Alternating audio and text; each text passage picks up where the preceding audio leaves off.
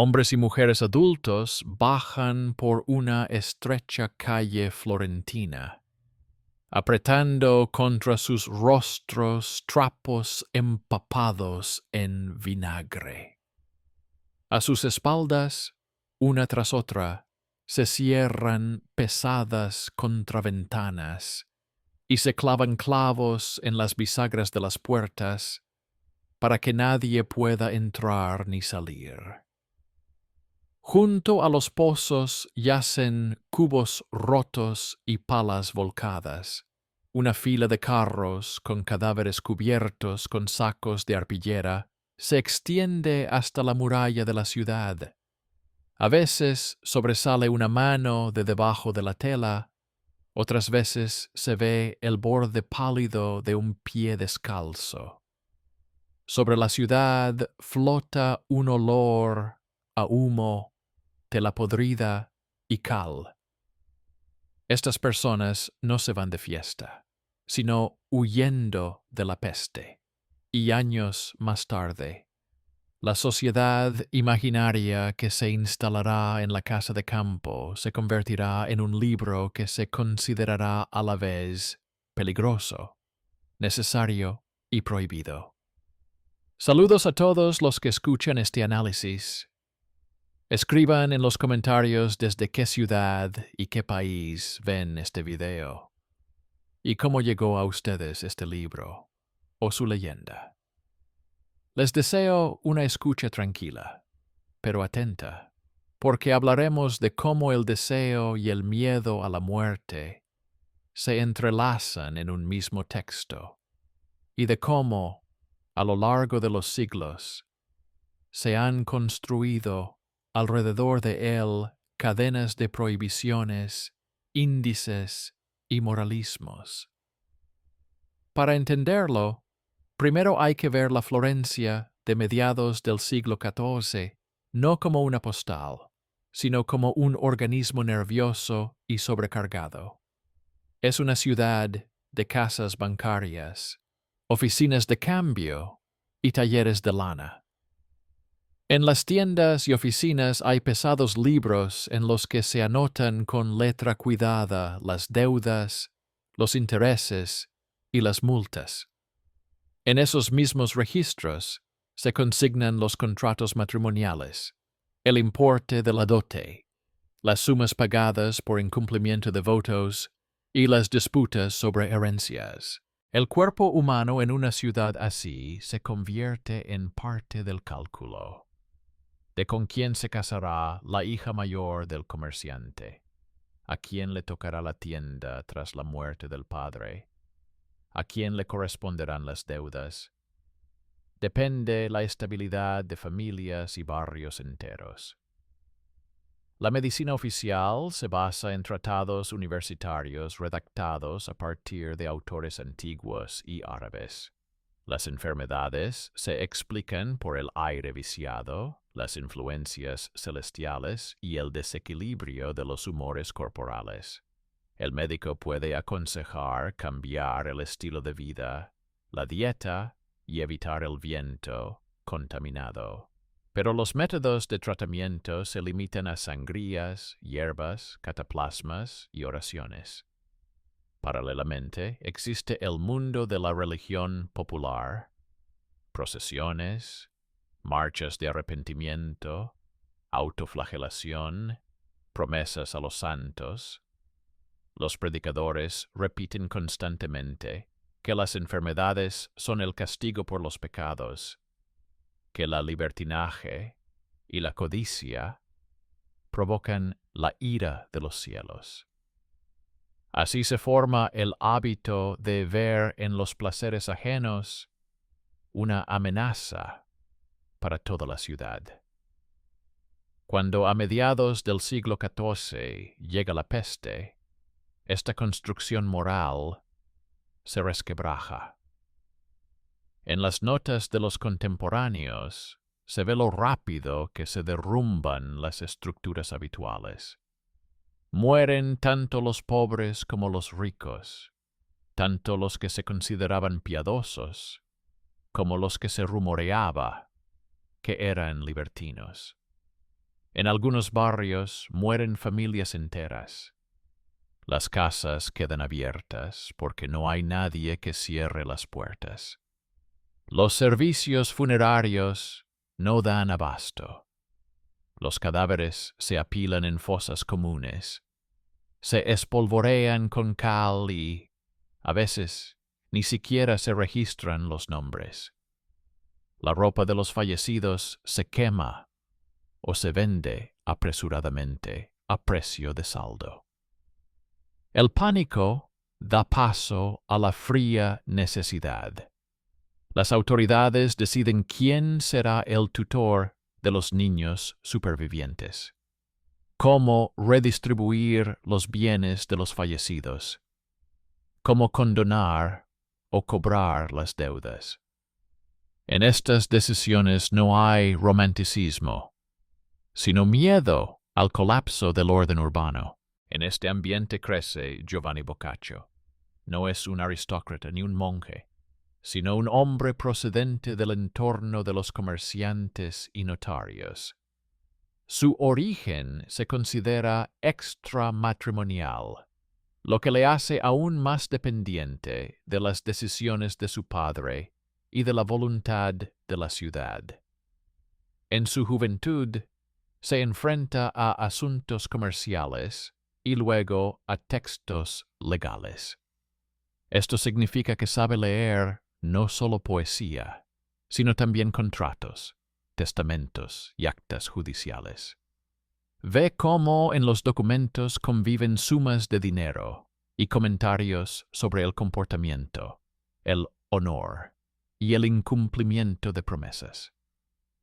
Cuando la peste atraviesa Florencia, observa al mismo tiempo el horror humano y cómo ese horror se convierte en cifras, artículos y disposiciones.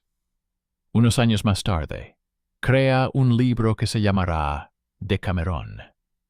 Formalmente, es una colección de 100 novelas relacionadas por una trama marco. Un grupo de hombres y mujeres adultos huye de la ciudad afectada por la peste a una villa en las afueras y pasa allí 10 días, contando historias cada día. Precisamente este recurso narrativo se convertirá más tarde en la base del mito de la pornografía de la peste. Como si los jóvenes huyeran de la ciudad, no solo de la muerte, sino también para entregarse a placeres desenfrenados, con el sufrimiento ajeno como telón de fondo.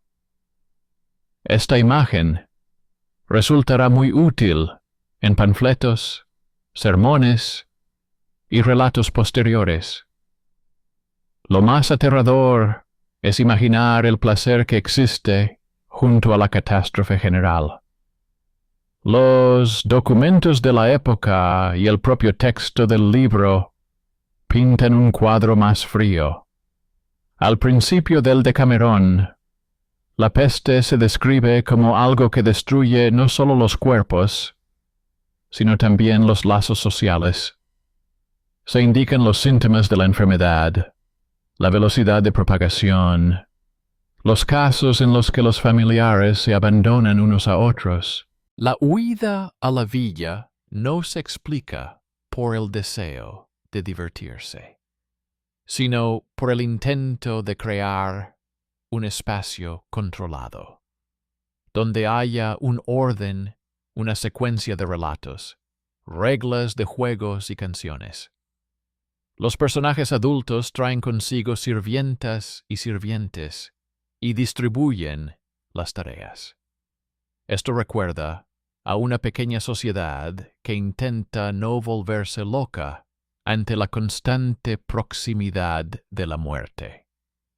Las novelas en sí, en torno a las cuales se construirá más tarde la leyenda del libro sucio, resultan ser, tras una lectura atenta, ante todo, un análisis social. En ellas hay muchas historias sobre matrimonios por conveniencia, sobre comerciantes que utilizan las relaciones íntimas como una prolongación del comercio, sobre clérigos que enmascaran sus deseos bajo el cuidado de las almas. Las mujeres y los hombres adultos de estas historias se debaten constantemente entre la moral oficial y el beneficio práctico. Algunos contraen matrimonios ventajosos. Otros engañan a sus maridos o esposas. Otros utilizan su condición de sacerdotes o monjes para acceder a la casa de otros.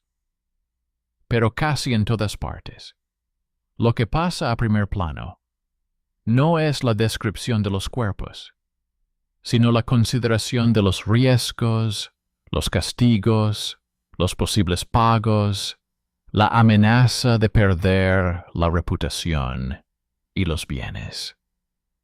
Aquí es donde surge el primer conflicto importante entre el mito y el documento. El mito afirma que se trata de una recopilación de escenas destinadas únicamente a la excitación, pornografía de la peste, que hay que saborear en secreto o destruir sin piedad. Los documentos, notas manuscritas, cartas de humanistas, inventarios de bibliotecas, muestran que, ya para los primeros lectores, el libro era una especie de laboratorio del comportamiento humano.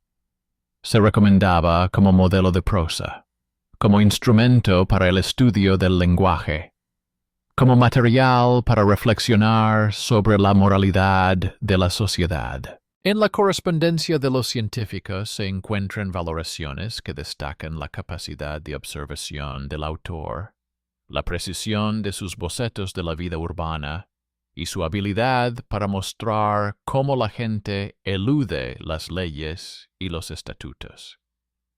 Al mismo tiempo, las autoridades municipales y eclesiásticas ya empiezan a mostrarse cautelosas.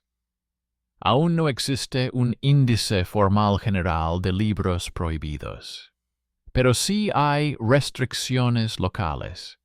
En algunas ciudades aparecen decretos contra las representaciones públicas, las canciones y las lecturas que puedan ofender la pudor, ridiculizar al clero o socavar el respeto por el matrimonio. Bajo estas formulaciones es fácil incluir algunas novelas de Boccaccio, especialmente aquellas en las que los sacerdotes son mostrados como personas que utilizan su cargo para negocios ocultos y placeres. Por lo tanto, el libro comienza a no ser recomendado para ciertos grupos de lectores, se restringe su lectura en los conventos, y no se expone en lugares visibles en las salas de las bibliotecas. Se produce una situación dual. Por un lado, en el discurso oficial se condena cada vez más las historias indecentes que supuestamente corrompen las costumbres. Por otro lado, los propios predicadores comienzan a relatar las tramas de las novelas como ejemplos negativos. Hablan de un comerciante adulto que pierde su fortuna por placer, o de un clérigo que abusa de la confianza de sus feligreses, sin mencionar a Boccaccio por su nombre, pero utilizando sus tramas como ilustraciones. Así, los clérigos y moralistas amplían la esfera de influencia del libro, que oficialmente tratan de limitar. De esta contradicción surgirá la siguiente etapa. Ya no solo indignación, sino también prohibiciones formales, índices y normas especiales para el almacenamiento y la lectura del Decamerón, de las que hablaremos más adelante. Los mecanismos formales de control de la lectura comienzan a desarrollarse gradualmente. A finales del siglo XV y, especialmente, en el siglo XVI, las estructuras eclesiásticas pasan de decisiones dispersas a un sistema más centralizado. En los concilios se discuten no solo los dogmas, sino también los libros. Aparecen catálogos de textos que se consideran peligrosos para la fe y la moral. En esta ola se incluyen obras de teólogos, tratados sobre política y obras satíricas. Entre ellas, tarde o temprano, aparece también el Decamerón. En algunas listas se le califica de demasiado libre, en otras se le admite a condición de que se introduzcan correcciones. Aquí ya se ve lo principal.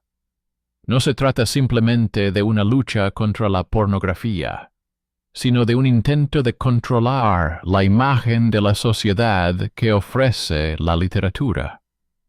Cuando se crean los primeros índices oficiales de libros prohibidos, la etiqueta de texto peligroso resulta ser una forma de disciplinar no solo a los autores, sino también a los lectores. En los prólogos de estas listas se subraya que algunas obras supuestamente incitan a la lujuria, socavan el respeto al clero y ridiculizan las instituciones sagradas del matrimonio y el monacato. En las descripciones del Decamerón, se hace hincapié precisamente en estos aspectos, en que las novelas ridiculizan a los monjes y monjas, en que las mujeres y los hombres adultos se presentan supuestamente como esclavos de sus deseos. Al mismo tiempo, la sátira social, la corrupción, la codicia y la hipocresía pasan a un segundo plano, o ni siquiera se mencionan. De este modo, el documento oficial refuerza el mito. El libro, que ofrece un complejo panorama de las costumbres, se convierte en un blanco fácil, en prosa obscena, que se puede condenar sin necesidad de leerlo detenidamente. Sin embargo, ni siquiera las decisiones más estrictas destruyen los manuscritos y ejemplares impresos ya existentes. Allí donde el libro está formalmente prohibido, surgen prácticas de corrección del texto. Los escribas y editores publican versiones en las que los pasajes más explícitos se suavizan o se tachan. En algunas ediciones, novelas enteras se sustituyen por historias más seguras o por inserciones moralizantes. En otras se conserva la estructura general, pero se cambia el tono y se enfatiza el castigo por las faltas de los personajes. Estas versiones depuradas permiten cumplir formalmente las decisiones del índice y, al mismo tiempo, no renunciar a una obra literaria reconocida. El libro se divide, por así decirlo, en dos. Uno, oficialmente admisible, y otro, completo, que se reescribe y se transmite de mano en mano. En el ámbito universitario y en los círculos académicos seculares, el Decamerón sigue siendo un texto ejemplar. Los filólogos lo utilizan para estudiar la lengua popular, el ritmo de la prosa, la construcción de diálogos y escenas. En los comentarios a los manuscritos aparecen anotaciones sobre la estructura, la composición y los recursos artísticos. Algunos estudiosos afirman abiertamente que los motivos eróticos son secundarios en relación con el propósito general: mostrar la diversidad de los caracteres humanos y analizar los modelos de comportamiento en condiciones extremas. Tales juicios no anulan la prohibición, pero crean argumentos para un futuro compromiso. Surge la idea de que el libro puede dejarse como objeto de estudio para los cultos, manteniéndolo bajo llave y alejado del gran público. Mientras tanto, en las ciudades donde rigen los estatutos de moral pública, continúa la lucha contra la lectura en voz alta. Algunos estatutos prohíben expresamente los relatos y las canciones que puedan excitar pensamientos indecentes o provocar risas sobre el clero. No solo se ven afectados los escritos de Boccaccio, sino también autores locales menos conocidos, representaciones teatrales y espectáculos callejeros. Las autoridades municipales imponen multas por representaciones corruptoras y, en ocasiones, castigan no solo a los intérpretes, sino también a los propietarios de las casas donde se reúne el público. En las actas de estos casos a veces aparecen tramas reconocibles como novelas reelaboradas del Decamerón. Esto significa que el libro sigue vivo en la tradición oral. Se cuenta, se reelabora y se entreteje en historias locales. Los clérigos ocupan un lugar especial en esta existencia clandestina del libro. La línea oficial les exige que condenen los relatos dudosos y adviertan a sus feligreses que no los lean. Pero aquellos que han recibido educación y tienen acceso a las bibliotecas, a menudo se familiarizan con el texto precisamente como un ejemplo de literatura. En la correspondencia de algunos sacerdotes y monjes de siglos posteriores, se conservan menciones de cómo citan de memoria las novelas de Boccaccio, relatan episodios concretos a amigos o discípulos, añadiendo comentarios y moralejas. No se trata de una confesión de placer secreto, sino de un ejemplo de doble juego. Oficialmente, el texto es peligroso. Extraoficialmente, es útil como espejo de las debilidades humanas. Así surge el segundo gran mito, que el Decamerón cayó en el olvido y regresó solo en una nueva época como un hallazgo escandaloso. Los documentos desmienten esta cómoda leyenda. Los inventarios de bibliotecas, las cartas y las notas marginales en los manuscritos muestran una historia ininterrumpida de lectura. El libro no desaparece, no permanece durante siglos cubierto de polvo. Simplemente se desplaza del centro de la cultura pública a una zona de acceso controlado. Allí se discute, se estudia, se condena con palabras y se utiliza en la práctica. Esta vida en la sombra, en los gabinetes de los científicos, en las notarías, en las celdas con buenas bibliotecas, hace que los nuevos intentos de censura estricta sean especialmente controvertidos. Hay que prohibir un texto que ya está integrado en el propio sistema educativo. En el siglo XVI, en un contexto de divisiones religiosas y de intensificación de la lucha contra la herejía, el control de los libros se convierte en parte de una gran estrategia política. Los libros son sospechosos no solo de libertinaje moral, sino también de peligro político. En una misma lista figuran teólogos, humanistas, satíricos y autores de novelas. El Decamerón se incluye entre las obras que requieren serias correcciones.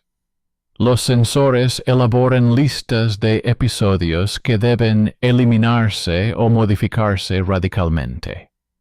Se eliminan las historias sobre clérigos que engañaron a sus feligreses, monjas que violaron sus votos, matrimonios celebrados por interés y no por bendición. Como resultado, en las versiones oficialmente autorizadas, el libro pierde gran parte de su crítica social, convirtiéndose en un conjunto más seguro de anécdotas instructivas, Pero es precisamente esta desinfección la que genera un nuevo conflicto.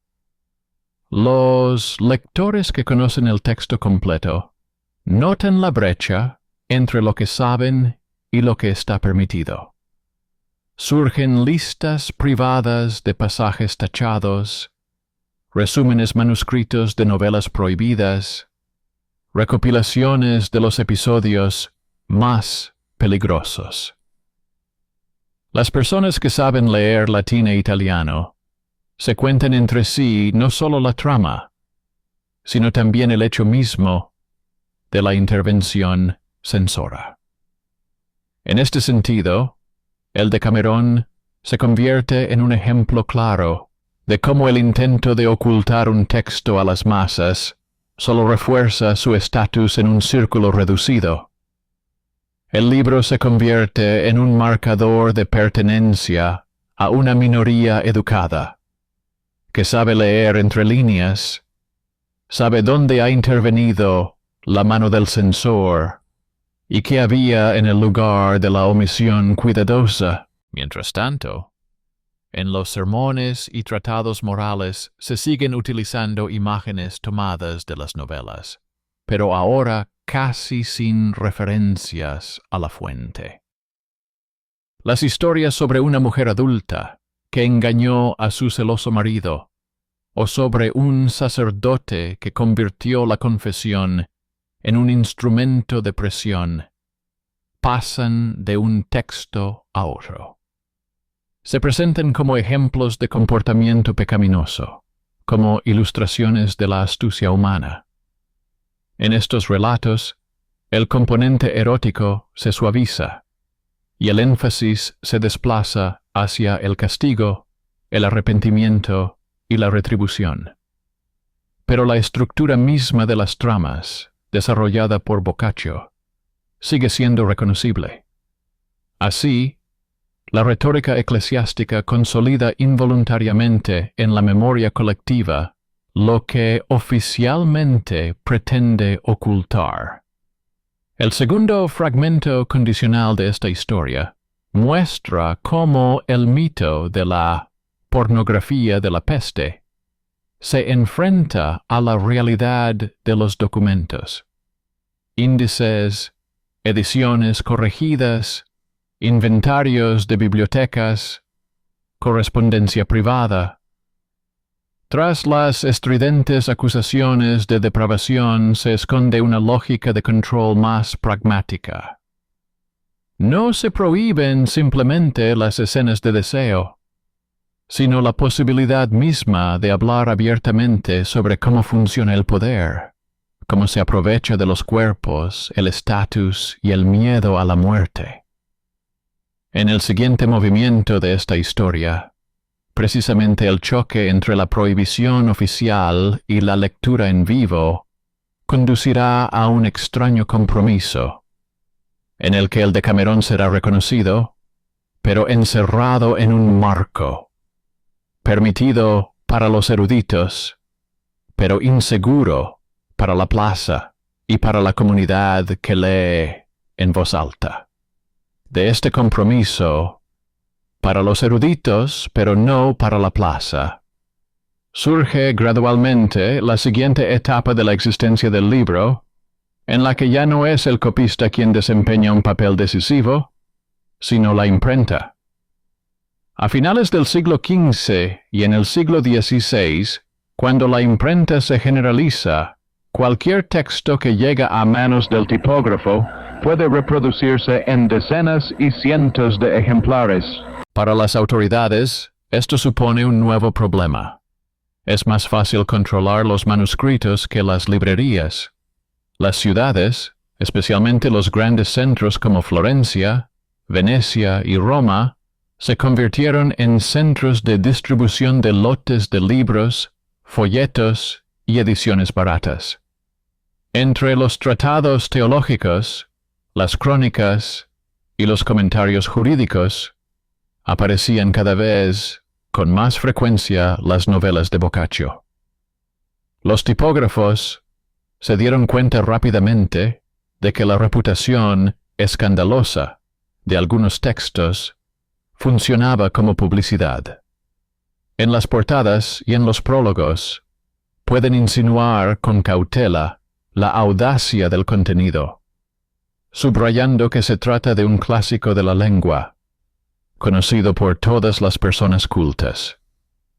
Formalmente cumplen con los requisitos de la censura, imprimiendo versiones corregidas, pero en la práctica a menudo dejan un poco más de lo prescrito. En algunas ciudades, esto se hace bajo el patrocinio de mecenas influyentes, en otras, de forma semilegal, contando con que los libros se vendan antes de que intervengan las autoridades. En los documentos se conservan casos en los que se confiscó la tirada y se llamó a declarar al tipógrafo no solo por herejía, sino también por violar las normas de decoro. Los lectores también cambian. Si los primeros ejemplares manuscritos eran caros y accesibles solo para un círculo reducido, los libros impresos, especialmente en formatos reducidos, se vuelven más accesibles para los ciudadanos acomodados. Aparecen las bibliotecas domésticas, donde el Decamerón no se encuentra junto a la teología, sino entre colecciones de poesía y escritos históricos. En los inventarios de los bienes de los fallecidos se encuentran anotaciones sobre varios ejemplares, uno más caro, decorado, otro más sencillo, claramente destinado a la lectura personal. A veces se indica que ciertos volúmenes se guardan en una habitación cerrada con llave o en un baúl. Ya no se trata simplemente de una prohibición, sino de todo un sistema de espacios y llaves. Una estantería para los niños y los invitados, otra para el dueño y su círculo más cercano. En la vida cotidiana de la ciudad, el libro se entrelaza con la práctica de la lectura en voz alta. Las reuniones nocturnas de amigos adultos, las tertulias familiares, las reuniones en las casas de artesanos y notarios se convierten en un espacio donde se cuentan historias. A menudo se relatan de memoria, sin citar la fuente. A veces se lee la novela completa, sustituyendo las expresiones más arriesgadas por insinuaciones más vagas. Surge una versión oral y filtrada del Decamerón, en la que se suaviza el componente erótico, pero se mantienen la sátira social y el humor. Son precisamente estos relatos los que superan más fácilmente la censura. Se convierten en historias comunes, cuyo origen es difícil de rastrear. Al mismo tiempo, los clérigos y moralistas siguen percibiendo el libro como una amenaza. En los tratados moralizantes de los siglos XVI y XVII se encuentran argumentos sobre cómo las novelas sobre deseos y engaños supuestamente incitan a los oyentes a imitarlos. Los autores de estos textos afirman que, aunque la historia termine con el castigo de los pecadores, la descripción detallada de su caída es peligrosa. Como ejemplos se citan situaciones claramente inspiradas en las tramas de Boccaccio. Un hombre adulto que utiliza el sacerdocio como tapadera o una mujer que engaña con astucia a su celoso marido. Pero, en lugar de analizar el papel social de estas historias, se exige directamente que se restrinja el acceso a ellas. Al mismo tiempo, la censura eclesiástica ya establecida trabaja con ejemplares concretos. Los censores, que revisan los libros antes de su impresión, a veces dejan sus comentarios en los márgenes, exigen que se tachen párrafos enteros y se sustituyan palabras concretas. En algunos casos, se añaden listas de correcciones a los ejemplares ya impresos, que los propietarios deben introducir a mano, pintar, recortar o pegar las partes peligrosas. Estos libros, heridos, todavía se encuentran en las bibliotecas. Entre el texto se ven huecos, páginas estropeadas, hojas insertadas en lugar de las arrancadas. Estas huellas materiales muestran la práctica real del control, y no una prohibición abstracta. Pero la vida del texto sigue escapando al control total. Los lectores que han tenido la oportunidad de conocer las versiones no censuradas siguen citándolas y contándolas. Los estudiantes de retórica a veces basan sus ejercicios en el modelo de las novelas, seleccionando situaciones conflictivas similares. Aparecen imitaciones en las que la acción se traslada a otras ciudades, y los personajes reciben nuevos nombres, pero la estructura sigue siendo familiar. Una pareja adulta, el engaño, el juego de estatus, el choque entre la moral oficial y el beneficio práctico. Incluso cuando no se menciona directamente el Decamerón, su sombra está presente en la literatura y en los chistes. En este contexto, se intensifica otro conflicto, menos visible, pero fundamental. Parte de los humanistas y críticos posteriores se esfuerzan por presentar a Boccaccio ante todo como un moralista, como un autor que al mostrar los vicios supuestamente solo se dedica a condenarlos. En los prólogos de las ediciones revisadas se subraya que el lector debe ver en las novelas una advertencia, no una invitación. Se hace hincapié en aquellas historias en las que los héroes reciben su castigo, en las que se ridiculiza la estupidez y la codicia. Esta estrategia permite a los defensores del libro afirmar ante los censores que, contrariamente a los rumores, sirve para fortalecer las buenas costumbres. Los documentos muestran que este giro conviene a ambos bandos. Las autoridades eclesiásticas tienen la oportunidad de remitirse a los comentarios correctos y autorizar el libro en forma abreviada para el ámbito académico. Los humanistas salvan un texto importante para ellos, aunque sea a costa de distorsionar su pluralidad. Como resultado, en los catálogos y programas educativos, aparecen formulaciones en las que el Decamerón figura como una obra útil para comprender los caracteres humanos y para estudiar la lengua, pero que requiere precaución y la guía de un mentor. No solo se controla el texto en sí, sino también la forma de leerlo.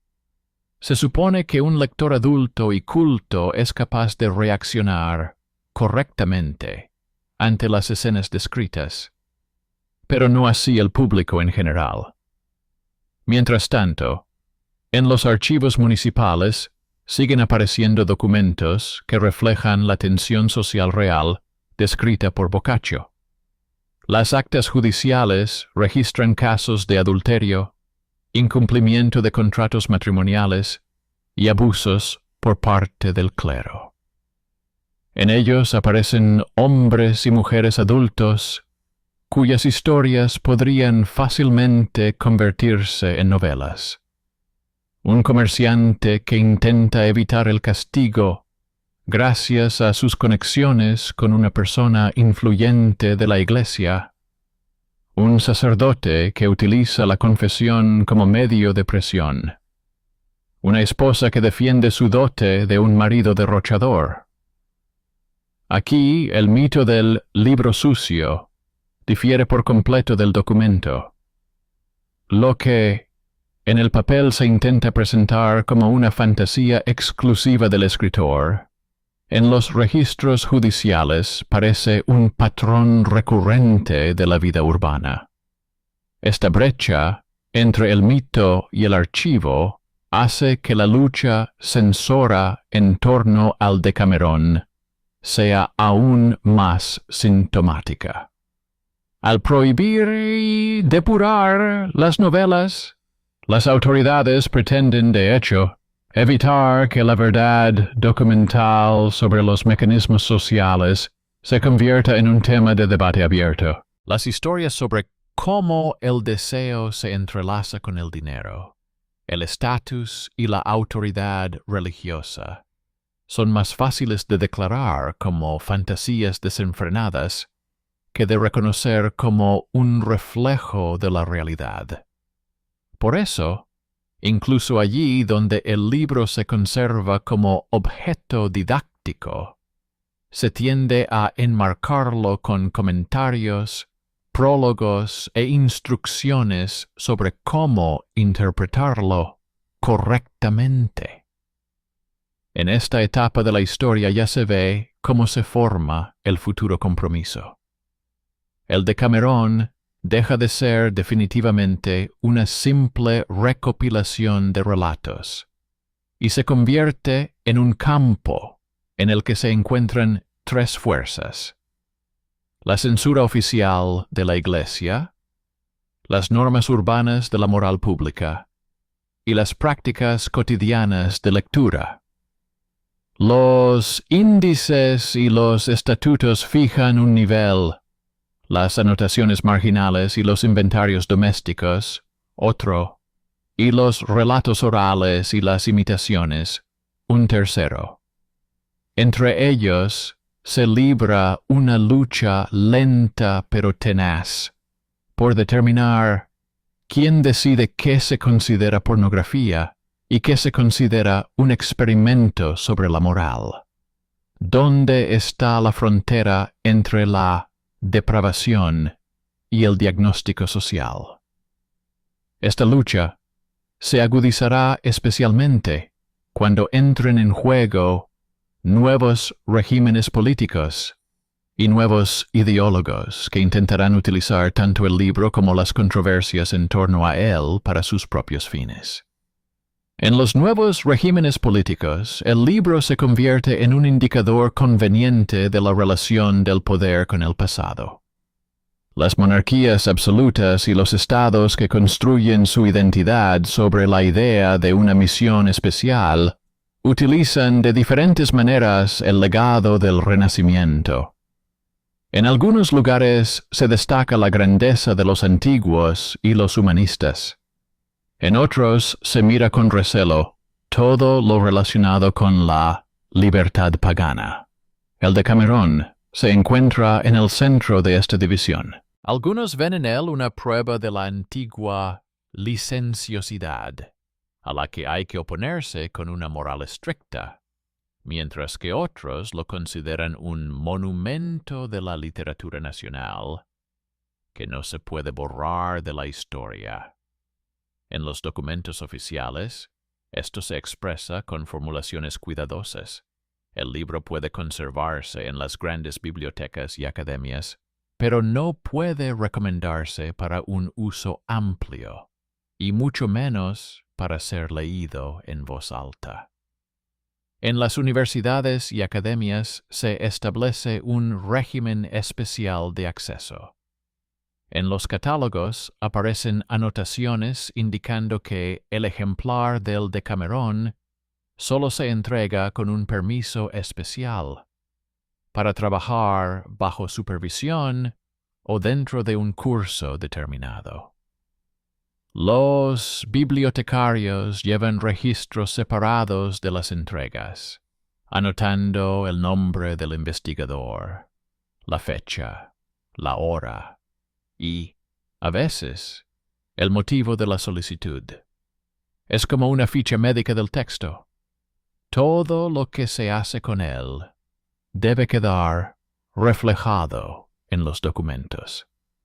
Al mismo tiempo, en cartas y reseñas, los investigadores escriben sobre el libro como la clave para comprender la lengua italiana, la vida urbana y la mentalidad de las élites mercantiles. el control externo y la necesidad interna de estudiar el texto coexisten y se alimentan mutuamente. Paralelamente, en la cultura secular, se forma un nuevo mito.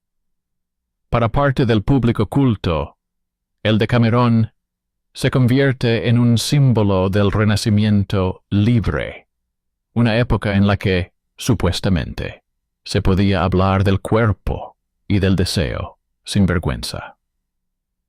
En los tratados y ensayos de siglos posteriores, se empieza a contraponer la Italia viva del siglo XIV y la contemporaneidad asfixiada por el moralismo.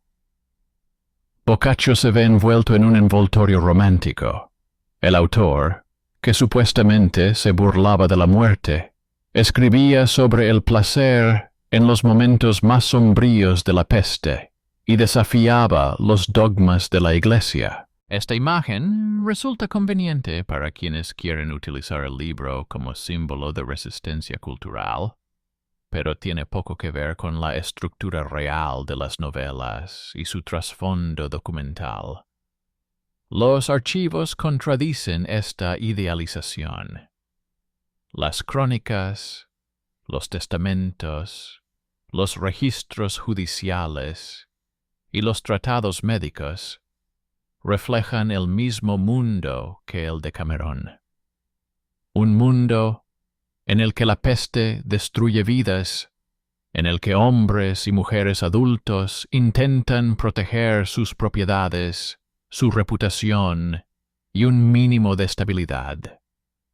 No hay fiesta sobre los huesos. Hay intentos interminables de sobrevivir en condiciones en las que la enfermedad, la guerra, el hambre y los conflictos religiosos regresan constantemente.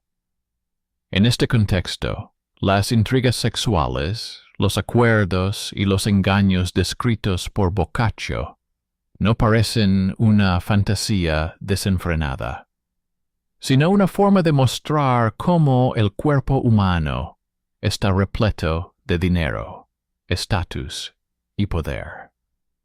El mito de la fiesta en medio de la peste se enfrenta a un documento en el que se describe el mismo período con listas de fallecidos, cantidades de deudas, decretos de cuarentena y decisiones sobre la división de bienes.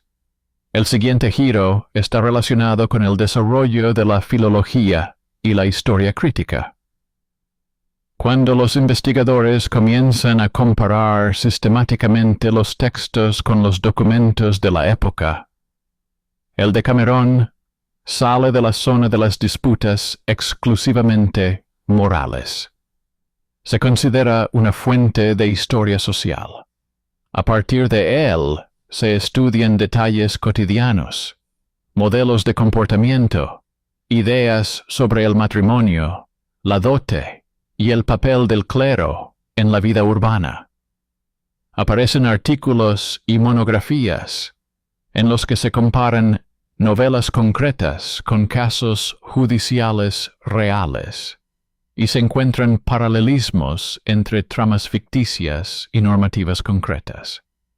Esto no justifica los actos descritos, pero los muestra como parte de un campo común, ese mismo campo en el que el cuerpo y el deseo se utilizan como recurso. Es en este momento cuando el mito de la pornografía pura comienza a resquebrajarse, no solo en el ámbito académico, sino también entre el público ilustrado. Aparecen publicaciones con comentarios detallados en los que se explican términos jurídicos, realidades económicas y contextos religiosos.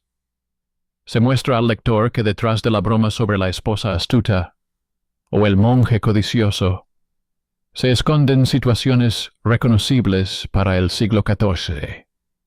La disputa sobre el derecho a disponer de la dote, los conflictos entre las autoridades municipales y la Iglesia, los intentos de eludir las estrictas normas matrimoniales. Entonces, las escenas que antes se condenaban o se saboreaban comienzan a percibirse como material para comprender cómo funciona el control sobre el cuerpo. Pero, al mismo tiempo, surge un nuevo filtro. Para conciliar las antiguas prohibiciones con el nuevo interés, algunos editores y críticos promueven la idea de la lectura correcta. Destacan que el libro está destinado a un lector adulto y preparado, capaz de ver no solo la audacia exterior, sino también la profunda estructura moral. En los prólogos se afirma que los relatos de Boccaccio supuestamente siempre muestran las consecuencias del pecado, que reírse de los clérigos y los ricos mercaderes sirve para purificar la sociedad. Este énfasis se extiende también a los programas educativos. El Decamerón se incluye en los cursos de historia de la literatura, pero se acompaña de advertencias, se coloca junto a tratados moralizantes y se refuerzan las interpretaciones en las que el autor aparece como un moralista casi severo. De este modo, el libro vuelve a encontrarse enmarcado, ahora no solo por la censura, sino también por la interpretación. Se reconoce oficialmente su valor artístico, pero la libertad de reacción del lector se limita a las recomendaciones sobre cómo entenderla. A cambio, se promete un acceso seguro, bajo la supervisión del profesor, en fragmentos seleccionados, con el énfasis obligatorio en que lo que ocurre es una advertencia. En el otro extremo, en las empresas privadas, siguen existiendo lecturas menos filtradas, en las que las novelas se discuten como historias agudas y vivas sobre la astucia humana, el miedo, la codicia y la atracción. Entre estos dos polos se establece el compromiso que determinará el destino del libro en épocas posteriores. El Decamerón es admisible como objeto de conocimiento, pero indeseable como objeto de placer compartido y compartido en voz alta. Mientras tanto, las prácticas reales de lectura siguen siendo obstinadamente materiales. En las bibliotecas privadas de las casas ricas se encuentran lujosas ediciones con grabados, en las que las escenas de las novelas se presentan de forma suavizada, casi alegórica. En las ediciones baratas, destinadas a lectores menos acomodados, las ilustraciones son más toscas y los personajes se acercan más al tipo callejero. En las cartas y diarios de los intérpretes de entretenimientos seculares, a veces aparecen alusiones a que aprendieron a construir anécdotas y minicenas siguiendo precisamente el modelo de Boccaccio. Así, el libro sigue alimentando no solo a los filólogos, sino también a la cultura viva del chiste, el relato cotidiano y la sátira situacional. Las prohibiciones y permisos oficiales no dan abasto con esta forma de existencia tan móvil y en constante cambio. El cuarto movimiento condicional de esta historia muestra cómo se forma un complejo régimen de acceso en torno a un solo texto, desde marcas de catálogo cerradas hasta un baúl doméstico con llave, desde marcas de censura hasta prólogos sobre la interpretación correcta. Con cada nuevo giro, el mito de la pornografía de la peste se adapta a la siguiente tarea ideológica: ya sea como prueba de la decadencia del viejo mundo o como símbolo del espíritu libre. Los documentos, índices, registros de entrega, inventarios de bienes, comentarios de filólogos, actas de censores, registran un hecho más prosaico. Durante siglos, la sociedad no pudo decidir a quién le correspondía el derecho a hablar del deseo y la muerte, e intentó encorsetar ese derecho en instrucciones, prohibiciones, reservas y condiciones especiales de acceso. La convergencia final de estas líneas se producirá cuando la controversia sobre el libro se convierta en una controversia sobre los límites de la palabra pública en general, sobre lo que se puede leer en voz alta en compañía y lo que solo se permite en soledad, a puerta cerrada y en el marco de una actividad académica. La convergencia final de estas líneas comienza a hacerse evidente cuando la controversia sobre el libro deja de ser un asunto exclusivo de teólogos y filólogos y sale al espacio de la cultura de masas. Los nuevos tiempos traen consigo otras formas de publicidad: periódicos, revistas, tiradas masivas, adaptaciones teatrales y luego cinematográficas. En este contexto, los antiguos índices y marcas bibliotecarias ya no funcionan como una barrera infranqueable, pero el recuerdo de ellos sigue influyendo en la forma en que se habla del libro. En la crítica popular, se consolida una fórmula conveniente según la cual el Decamerón se presenta como un entretenimiento ligero con tramas picantes, o como un símbolo sombrío de la libertinaje de antaño. Ambas opciones respaldan el mito de la pornografía de la peste y desvían la atención de la base documental de las novelas. Paralelamente, en el ámbito académico, continúa el minucioso trabajo de comparación del texto con las fuentes de la época. Los investigadores estudian actas notariales, contratos matrimoniales, estatutos municipales de Florencia y otras comunas, tratados moralistas y descripciones médicas de la peste. Se descubre que muchos episodios que parecían pura invención tienen paralelismos directos o indirectos en los documentos. Las descripciones de la huida de los ciudadanos a las casas de campo, los intentos de organizar la vida en condiciones de epidemia, las órdenes de cuarentena y la prohibición de ciertas formas de entretenimiento no son fantasía, sino una reelaboración de la experiencia real. Las intrigas en torno a la dote, la manipulación de la confesión, el uso de la autoridad religiosa para presionar la conciencia también encuentran confirmación en los casos judiciales y los sermones. Así, poco a poco, surge otra imagen del libro, no como una zona sucia aislada, sino como una óptica a través de la cual se puede ver la economía del cuerpo y el poder en la cultura urbana. En las novelas cobran importancia no solo las escenas de deseo, sino también quién tiene derecho a disponer de ese deseo. ¿Quién paga por sus consecuencias? ¿Qué sanciones se prevén por el incumplimiento de votos y contratos?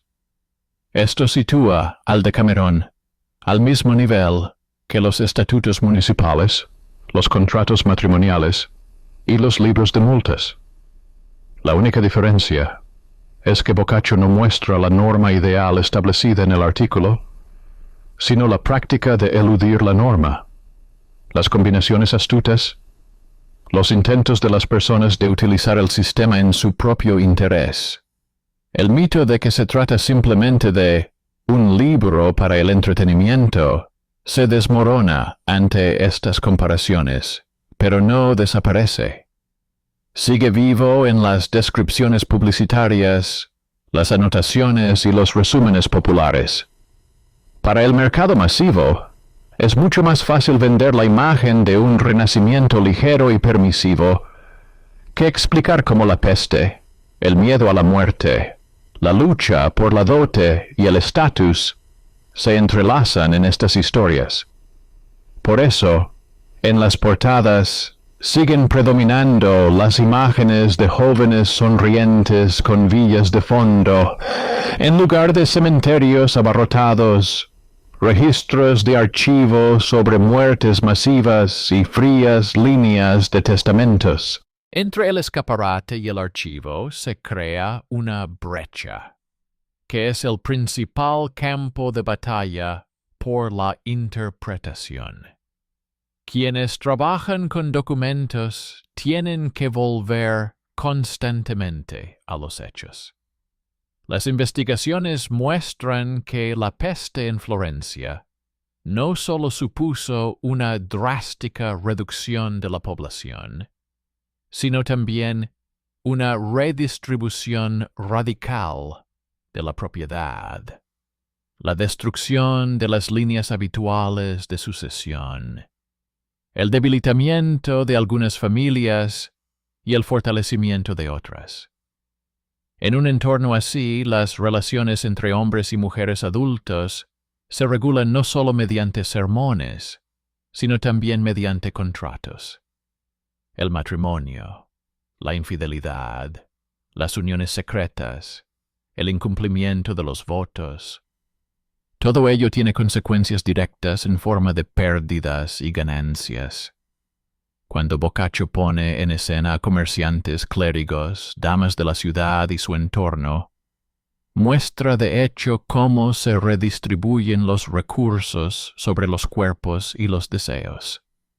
Esto no hace que las acciones de los personajes sean más morales, pero los saca de la zona de la depravación excepcional y los lleva a la zona de los mecanismos sociales repetitivos.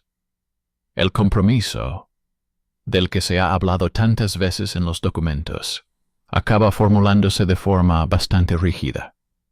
El libro deja de ser objeto de una prohibición total, pero sigue estando confinado a un determinado estatus social. Se le reconoce como un clásico. Se estudia en las universidades. Se escriben tesis y libros de texto sobre él. Se vende libremente, pero sigue rodeado de un halo de texto que parece requerir una madurez especial. En el espacio público, donde la gente escucha historias en voz alta, se siguen prefiriendo las versiones más suavizadas y reelaboradas. El texto completo suele estar en manos de aquellos que están dispuestos a analizarlo desde el punto de vista del lenguaje, la estructura y la historia, y no solo a utilizarlo como motivo de risa o indignación. Sin embargo, las prácticas reales de lectura difuminan obstinadamente estas fronteras. Los lectores adultos recurren al libro por diferentes motivos. Algunos buscan realmente historias picantes, avivadas por la reputación centenaria de texto escandaloso. Otros quieren comprender cómo vivieron la catástrofe las personas del pasado, qué ocurría en sus hogares y en sus cuerpos entre brotes de enfermedades y sermones sobre el arrepentimiento. Algunos llegan a Boccaccio a través de otras fuentes autorizadas, en las que el Decamerón ya ha sido citado e inscrito en una cadena de interpretaciones. De este modo, el propio acto de leer se convierte en parte de la historia del control. La persona se somete al cliché establecido, o se sale de sus límites, comparando el mito con el documento. En este contexto, el papel de las decisiones humanas se hace especialmente evidente. No es una iglesia abstracta ni una sociedad impersonal las que convierten el libro en un modelo o en una amenaza, sino personas concretas, sensores que ponen marcas y arrancan páginas, tipógrafos que se arriesgan a imprimir una versión un poco más completa, bibliotecarios que esconden el volumen en un armario aparte, profesores que incluyen o no las novelas en sus cursos, lectores que o bien aceptan la imagen impuesta de libro obsceno, o bien descubren la crónica de la vida urbana escondida tras las bromas. Cada una de estas elecciones, pequeñas en sí mismas, conforman lo que luego se denomina el destino oficial del texto. La paradoja final radica en que fueron precisamente los intentos de relegar el Decamerón al nicho de la lectura secreta y vergonzosa los que lo convirtieron en una de las obras más estudiadas y comentadas. El mito de la pornografía de la peste resultó demasiado conveniente tanto para los moralistas como para aquellos que querían romper ostentosamente el tabú. Pero junto a este mito se construyó otra capa más resistente, la documentación de la época en la que apareció el libro. Las crónicas, los testamentos, los casos judiciales, los estatutos municipales, las notas médicas y los registros notariales lo confirman. Las historias sobre el deseo y el engaño no nacieron al margen del sufrimiento ajeno, sino en el centro mismo de éste, como una forma de ver cómo el poder y el dinero pasan a través de los cuerpos, a través de los matrimonios, a través de la disposición de alguien a arriesgarse por beneficio o por una cercanía efímera. Así, la confesión de esta historia no se reduce a justificar o condenar a Boccaccio, sino a mostrar cómo la sociedad ha intentado durante siglos domesticar su propio miedo a la combinación de la muerte y el deseo. Crea índices, listas de censura, instrucciones para la lectura correcta. Divide a las personas entre aquellas a las que se les puede confiar el texto completo y aquellas a las que hay que proteger de él. Pero cada vez queda una rendija entre el mito y el documento, por la que se cuela la realidad. La gente sigue leyendo, comparando, reconociéndose a sí misma y a su época en las historias sobre una lejana peste. El resultado final aquí no es la victoria de una de las partes, sino que el libro permanece en la frontera entre diferentes regímenes de control, recordando que hablar en voz alta sobre el cuerpo y la muerte siempre será un acto de elección, personal, institucional, política.